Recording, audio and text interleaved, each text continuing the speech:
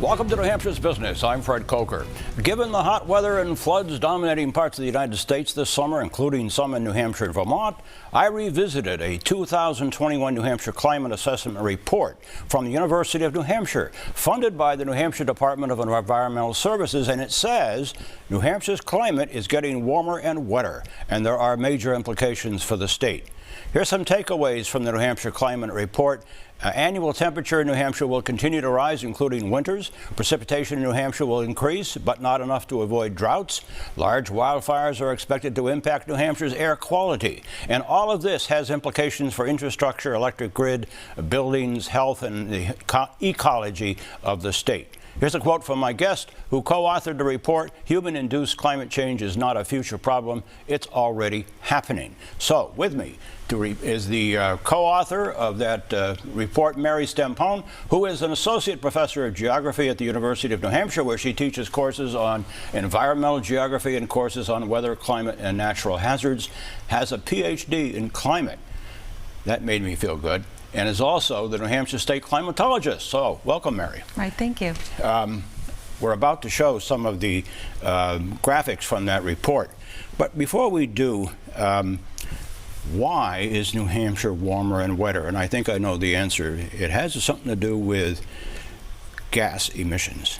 Yes, so greenhouse gas emissions, when they're entered into the atmosphere, they retain heat, so they keep Earth warmer than it would be without them. But when we put too much into the atmosphere, that heat is used to increase global temperatures as well as kind of speed up the water cycle, resulting in bigger rainfall as well as bigger droughts. Yeah. Let's go to the first graphic. There's some graphics here from this report from 2021, but they're still relevant today. And here's one, Mary, there's a graph from the report that shows the number of days per year above 90 degrees Fahrenheit in Durham from 1980 to 2021, but with two lines, not one. Would you explain that? Right, so the black lines represent the observations, so we can see there's already been an increase.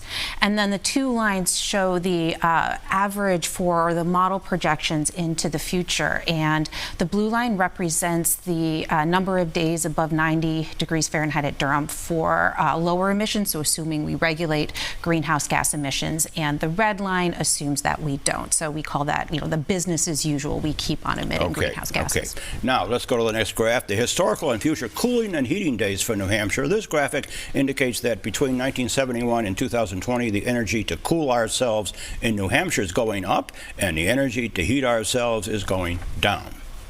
Yes, so as our atmosphere warms during the summer months, we can expect to see more extreme heat, so warmer temperatures overall as well as extremes. And with that will increase the need for energy to cool indoor spaces. We're looking at, by the mid-century, if we don't curb greenhouse gases, over a doubling of the number of days above 90, or the need for heating and cooling, with a much lower increase if we do reduce gases. Now, this next graph has precipitation, which we've seen in July in this state.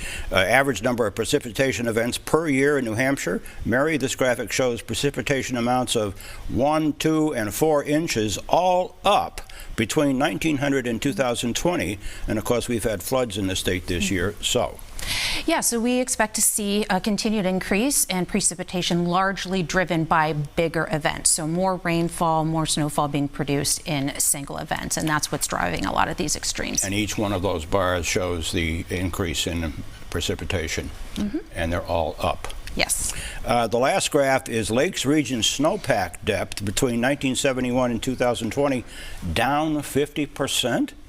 Wow, this is economic implications for tourism in the winter, certainly in the Lakes region, but I assume up in the ski area as well. Yes, we can expect a continued decrease in the amount of snow in response to our warming winters, which winters are actually warming at 3 times faster than the summer months. So a lot of the warming is in that cold season. It's going to have implications for extreme cold temperatures as well as snowfall. Right. So real quickly, there are some people that will watch this and say this is cyclical. Is it or not? No, it's not, and I think you can even see that clearly in the observations, where we do have the interannual variability, which is natural part of our climate, but everything is getting warmer. Getting warmer. Well, I want to thank you, Mary Stampone, who is the New Hampshire State climatologist and associate professor of geography at the University of New Hampshire, which includes environmental geography, which is interesting, and climate. So if you missed part of this briefing, you can go to WMUR.com, WMUR.com, let me say it again, where it will be posted all this week.